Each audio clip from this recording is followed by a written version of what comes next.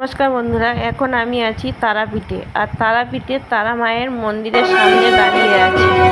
আর তারা মায়ের মন্দিরের ভিতরে এখানে কেউ উপবাসে থাকে না, তাই সবার মতন আমিও তারা মায়ের প্রসাদ খাবার জন্য এখানে বসে পড়েছি। এখানে অনেক মানুষ বসে পড়েছে তারা মায়ের প্রসাদ খাবার জন্য। এখানে তারা মায়ের প্রসাদ দিয়ে গিয়েছে ডাল আর মাছের ঝোল আর চাটনি।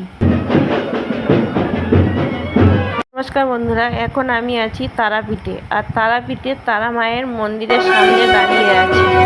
আর তারা মায়ের মন্দিরের ভিতরে এখানে কেউ উপবাসে থাকে না, তাই সবার মতন আমিও তারা মায়ের প্রসাদ খাবার জন্য এখানে বসে পড়েছি।